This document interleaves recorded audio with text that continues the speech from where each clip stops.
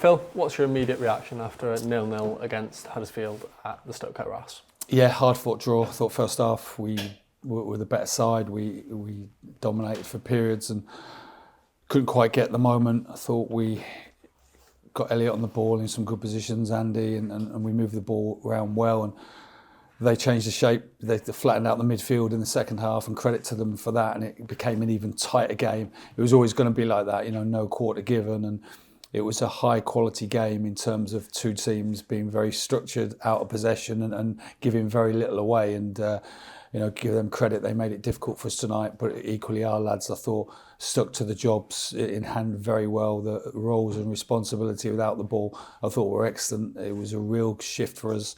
And I just said to the lads in there that if before the Rotherham game, you said, Rotherham Huddersfield would take 4 points, I think most people would have taken that. So it's a decent point. They're a solid team. They've got the players who can sustain that kind of disciplined performance, where maybe other teams, as the game wears on, gaps appear and you can find space. But they restricted space well. Could we have done better at times with the ball? Yes, of course. But it was two teams who gave everything tonight, and neither team could find the moment to win the game. 4 points from 2 games, especially given the calibre of the sides you're up against, always a good result to come away with. But is it 2 tests that you feel your side have come through very well? Yeah, I think if you look at Huddersfield's team, there's a lot of players on the pitch tonight who've played a lot of Championship football, and that's a great testament to our lads. We're 2 divisions separated us in Rotherham last year. We've come up and we've gone toe to toe with them, and so pleased with the test we've come through. Of course, we wanted to win it, but it was a tight game with no quarter given, and it was always going to be which team could produce that special moment to go and win the game, and it wouldn't come for us tonight.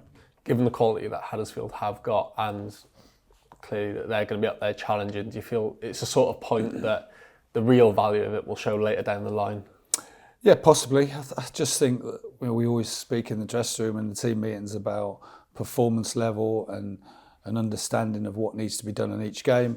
There was a great understanding from the lads in terms of the detail of dealing with their attacking players, and I thought we did that superbly well across the 90 minutes. There was a good understanding of how to break them down, particularly in the first half. Second half, they dropped in and made it more difficult. So if you're talking about performance level and players giving us the all in terms of concentration level and running and getting back into shape and doing all those horrible things, then yes, it's a good point, and hopefully it'll be a valuable one as the season progresses.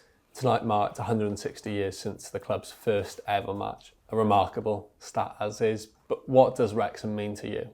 Yeah, I've loved it here. The club means so much to the area, and you can feel it all the time. And just look at the support we had at Rotherham at the weekend. It was outstanding. A lot of people I know from that way said it was the best away support they've seen at that ground, and that ground's been built a few years. We're going down to Charlton at the weekend. I think there's 20,000 tickets sold already. We've nearly sold 3,000, and that's an incredible testament for the passion for the club in the area. And we're enjoying the journey. 160 years anniversary today. It was a shame we couldn't mark it with a win, but I think the supporters have seen a performance of real honesty. Thank you, Phil.